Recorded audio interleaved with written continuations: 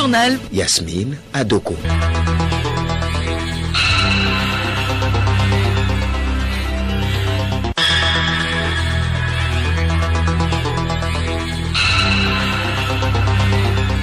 Mesdames et messieurs, bonjour et bienvenue dans ce journal dont voici tout d'abord le sommaire. Le Togo augmente ses chances d'accès au fonds vert climat. Les experts nationaux se forment sur la formulation et le montage des projets et programmes répondant aux critères de ce fonds. Explosion de joie chez les partisans de Laurent Gbagbo à La Haye, tout comme en Côte d'Ivoire.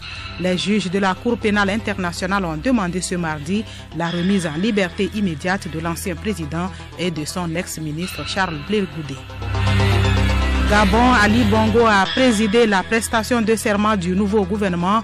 C'est une cérémonie conforme à l'article 15 de la Constitution gabonaise.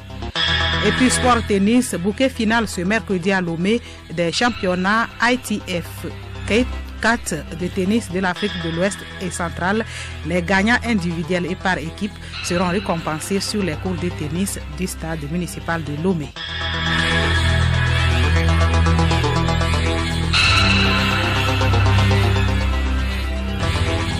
radiolomé.tg. En rappel, les députés ont tenu hier leur deuxième séance de la session de droit dirigée toujours par le doyen d'âge André Johnson. Ils ont planché sur le rapport de l'étude de fond du règlement intérieur. La principale particularité de ce règlement est le changement de la disposition relative au mandat du président de la représentation nationale. La nouvelle disposition stipule donc que le président de l'Assemblée nationale est élu pour un mandat d'1 an, renouvelable autant de fois durant les 5 ans. Ce règlement intérieur qui sera soumis à la Cour constitutionnelle a été adopté à l'unanimité par les députés présents. La prochaine étape sera la convocation de l'ensemble des élus pour l'élection du bureau de l'Assemblée nationale. Je le disais en titre, les experts nationaux s'approprient les techniques appropriées de formulation et de montage de projets résilients au changement climatique et à faible émission de gaz à effet de serre. Ils sont en un atelier national de formation de 4 jours ouvert ce matin à Lomé. Amara Moussa. Cette rencontre des experts nationaux marque le début d'une série de formations dans les 15 États membres de la communauté économique des États de l'Afrique de l'Ouest organisée par la commission de la CEDEAO en vue de faciliter l'accès des États membres aux ressources des fonds climat, notamment le fonds vert climat. Rahul Kwame, représentant de la commission de la CEDEAO à l'atelier. Depuis 2015, la CEDEAO a lancé un programme de renforcement des capacités des autorités nationales désignées. Mais cela se faisait au niveau régional. Mais il se trouvait que quand on a fait le bilan, les progrès étaient mitigés. Donc nous avons décidé de voir une nouvelle approche afin de pouvoir au niveau national, dans chaque pays de la CEDEAO, avoir des experts au niveau national qui puissent appuyer l'autorité nationale désignée dans le développement de projets. Donc c'est pourquoi nous avons décidé, avec nos partenaires, avec la coopération suédoise, d'appuyer les 15 pays. Et il se trouve que le Togo est le premier pays dans lequel nous commençons ce processus.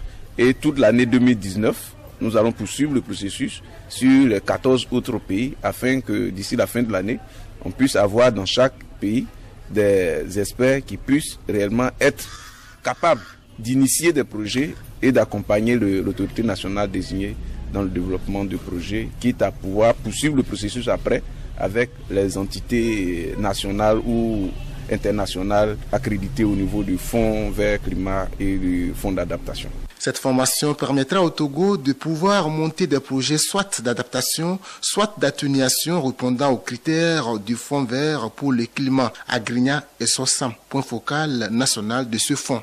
Les projets climat ont une certaine particularité et donc il va falloir maîtriser un certain nombre de procédures et de modalités pour pouvoir avoir des projets qui puissent être éligibles à ces différents mécanismes. Et donc aussi bien l'adaptation que l'atténuation, nous n'avons pas vraiment de niveau en matière technique pour pouvoir monter ces projets qui puissent accrocher les différents fonds qui existent aussi bien au niveau bilatéral qu'au niveau de la convention. Donc c'est ce qui justifie réellement ce focus que nous mettons sur le montage de projets. Pour Détier Soumaré Ndaye, un des formateurs, le Togo a des réelles chances d'accès au fonds vert pour le climat. Le Togo est sur la bonne voie depuis quelques années maintenant, parce que le Togo a été l'un des premiers pays à rechercher et à obtenir le financement du fonds vert pour la préparation du Togo. Ça fait 2 ans, ils ont bouclé la première première subvention readiness, préparation, et le Togo vient d'obtenir une seconde subvention. Et cette subvention a permis, un an et demi derrière nous, d'organiser la concertation entre les parties prenantes au niveau national, le renforcement des capacités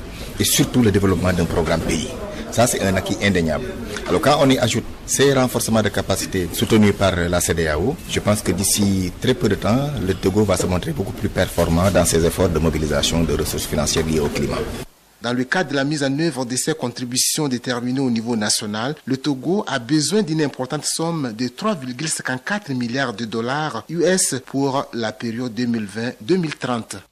Le nouveau Code général des impôts et le livre de procédure fiscale adopté le 30 novembre dernier ont fait l'objet d'une conférence de presse hier à Lomé, une initiative de l'Office togolais des recettes OTR qui vise à permettre à l'opinion publique d'être au parfum des innovations apportées dans ce nouveau texte. Léontine Atogima. Ces nouveaux textes qui disposent de 401 articles avec 15 titres répondent au nouvel environnement économique mondial. Parmi les grands axes, on note l'accompagnement des PME-PMI, la suppression de certains impôts et l'introduction de nouvelles notions sur les revenus.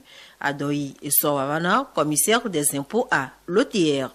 Il a été consacré la suppression de dispositions fiscales qui généraient la création des entreprises, notamment la suppression des droits d'enregistrement à la création des sociétés et les droits d'enregistrement à l'augmentation de capital par incorporation de réserves.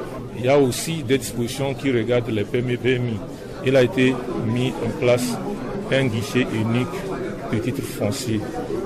Lorsque ce guichet unique sera opérationnel, dorénavant, le design tampon au niveau de l'agro et le design tampon au niveau de l'urbanisme seront supprimés. De grandes innovations ont été également apportées au Code des douanes nationales, notamment la mise en harmonie du nouveau code avec la loi portant création de l'OTR. Nyo Chakura, chef division études et législation au commissariat des douanes et droits indirects. Il faut dire que la loi portant création de l'Office togolais des recettes essaie de faire quand même une répartition des compétences entre le ministre chargé des Finances, où la loi vous dit que c'est l'autorité qui est chargée de la définition de la politique fiscale, et maintenant le commissaire général qui va être l'autorité habilitée dans la gestion de l'administration fiscale. Donc en termes d'innovation aujourd'hui, il faut dire qu'il y a une répartition des compétences de façon claire entre les deux autorités. Pour le commissaire général de l'OTR, ces innovations vont contribuer à l'amélioration du climat des affaires au Togo. Kodjo Adedji. L'Office a fait en sorte que nous puissions avoir ces instruments-là qui soient le plus modernes possible.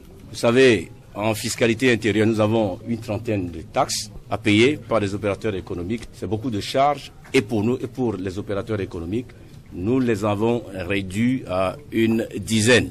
Il est quand même de bon ton que toutes ces innovations qui participent à l'amélioration du climat des affaires puissent être portées à la connaissance de nos opérateurs économiques. L'OTR promet des rencontres de sensibilisation pour la vulgarisation des nouveaux codes.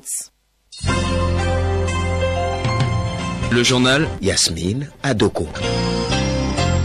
À l'étranger, Laurent Gbagbo et Charles Blé Goudé sont acquittés par la Cour pénale internationale qui demande leur libération immédiate. La mise en liberté de l'ex-président ivoirien et de l'ex-leader des jeunes patriotes est suspendue jusqu'à demain afin de laisser le temps à l'accusation de répondre à la décision historique rendue par la CPI. Abidé Sengbe. Les juges de la Cour pénale internationale demandent la remise en liberté immédiate de l'ex-président ivoirien Laurent Gbagbo et l'ex-leader des jeunes patriotes Charles Blé Goudé. Tous deux sont poursuivis pour crimes contre l'humanité dans le cadre des violences commises entre décembre 2010 et avril 2011, suite à l'annonce des résultats de la présidentielle. Plus de 80 témoins ont été appelés depuis le début du procès. Les avocats estiment que le procureur n'est pas parvenu à prouver l'existence d'un plan commun, qu'il se base sur de nombreuses rumeurs, des preuves peu fiables. La défense remet en question la fiabilité des preuves récoltées par le procureur lors de son enquête. Les juges ont donc ordonné la remise en liberté immédiate des deux accusés, mais elle a été suspendue à la demande du procureur dans l'attente d'un nouvel appel. Une nouvelle audience aura lieu sur ce sujet demain matin. Le président gabonais Ali Bongo absent du pays depuis le 24 octobre dernier suite à un accident vasculaire cérébral a présidé ce mardi la prestation de serment des 38 membres du nouveau gouvernement. Geneviève Pognon. Effectivement, la cérémonie a été très conviviale et émotionnelle, a déclaré à la fin de la cérémonie le ministre de l'économie Jean-Marie Ogandanga, qui a dit être heureux d'avoir vu le chef de l'État pour la première fois depuis octobre 2018. Sa présence est un ouf de soulagement pour l'économie de notre pays. Ça doit rassurer les hommes d'affaires, a-t-il ajouté. La presse indépendante n'a pas été conviée à la cérémonie organisée en application de l'article 15 de la Constitution qui stipule qu'avant leur entrée en fonction, les membres du gouvernement prêtent serment devant le président de la République en présence de la Cour constitutionnelle. La cérémonie d'aujourd'hui a été la première sortie à Libreville d'Ali Bongo depuis 16 ennuis de santé. Il faut rappeler qu'après plus d'un mois d'hospitalisation à Riyad, Ali Bongo a été transféré depuis décembre à Rabat, au Maroc, pour passer sa convalescence. La présidence de la République et le gouvernement n'ont pas diffusé assez d'informations sur son état de santé, ce qui a laissé circuler plusieurs rumeurs dans le pays. Certains adversaires du chef de l'État ont clairement indiqué qu'il est mort et inhumé en terre sainte. D'autres soutiennent qu'il est devenu comme un légume dont incapable de diriger le pays. En tout cas, l'on ne sait pas cependant si Ali Bongo est rentré définitivement au pays ou s'il retournera au Maroc pour la suite de sa rééducation. Au Sénégal, le Conseil constitutionnel a rendu public hier une liste de 5 candidats retenus pour l'élection présidentielle du 24 février prochain. Parmi les candidats figure le chef de l'État sortant Macky Sall. Le Conseil a écarté 2 de ses principaux rivaux, l'ex-maire de Dakar, Khalifa Sall, et l'ancien ministre Karim Wade, qui avait pourtant recueilli le nombre requis de parrainage, mais qui était frappé par des condamnations judiciaires. Le Conseil constitutionnel devra encore statuer le 20 janvier prochain sur les éventuelles réclamations des candidats avant de publier la liste définitive. En Centrafrique, le bras de fer est désormais engagé entre le gouvernement et le Conseil national de défense et de sécurité, qui regroupe les principaux mouvements ex-Seleka.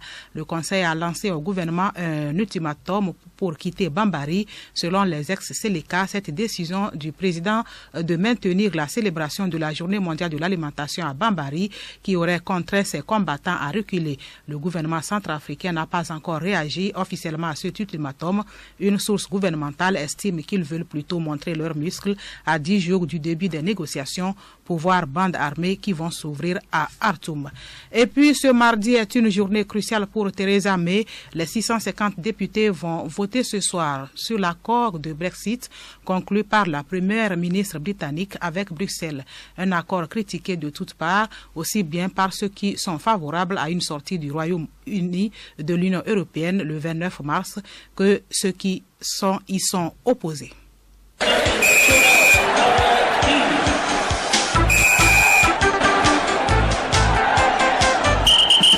En sport, les championnats ITF 4 de l'Afrique de l'Est et centrale connaissent leur épilogue cet après-midi sur les cours de tennis du stade municipal de Lomé. Aruna Mola. Les championnats ITF 4 de l'Afrique de l'Ouest et centrale ont débuté depuis le 7 janvier dernier et prennent fin cet après-midi avec les finales par équipe. Ils étaient au total 91 athlètes de 9 pays sur la ligne de départ. À l'arrivée, le Nigeria se détache du lot. Écoutons Panja Chen Gaston, directeur du tournoi.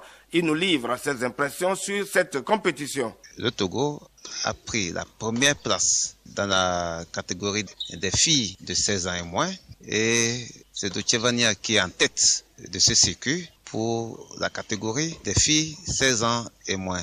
Ça, c'est en simple. En double, nous sommes en tête aussi dans pratiquement toutes les catégories, sauf les garçons 16 ans moins, où on n'est pas en tête, et les filles minimes 14 ans moins, où on n'est pas en tête, mais on est classé deuxième. Puis le bilan est plus que satisfaisant. À part Vania, il n'y a pas eu de joueur togolais qui a émergé du lot, mais ils ont été tous moins. Tennis toujours, poursuivons avec l'Open d'Australie. Joe Wilfried Tsonga n'a pas manqué son entrée dans le tournoi ce mardi à Melbourne. Le Manso s'est imposé en 3-7 contre le Slovaque Martin Klizan. 6-4, 6-4, 7-6 au terme d'un match solide et bien maîtrisé. JWT pourrait retrouver au deuxième tour Novak Djokovic pour un remake de la finale 2008. Sont aussi qualifiés pour le deuxième tour Rafael Nadal, Robin Haas, Grigor Dimitrov, Roger Federer, Kei Nishikori et autres Roberto Bautista, Fernando Verdasco, Stanislas Wawrinka. Chez les dames, Carolina Pliskova. Cette défaite de Naomi Osaka. Serena Williams s'impose 6-3, 6-0 devant Daria Kasatkina. Sa sœur Venus Williams dispose de l'Espagnole Lara Arruabarrena.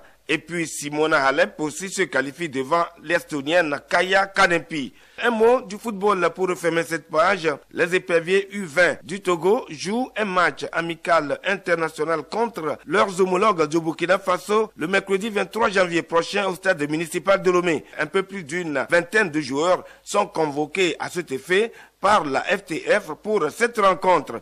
Le regroupement commence ce mardi.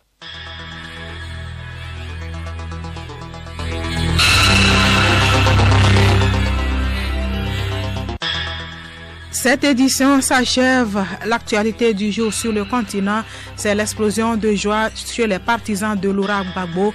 Les juges de la CPI ont demandé ce mardi la remise en liberté immédiate de l'ancien président et de son ex-ministre Charles Blé Goudé. Et puis au Gabon, Ali Bongo a présidé la prestation de serment du nouveau gouvernement. C'est une cérémonie conforme à l'article 15 de la Constitution gabonaise. Merci d'avoir suivi le journal.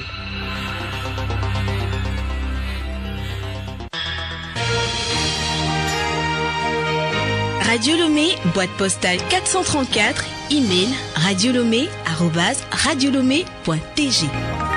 radiolomé.tg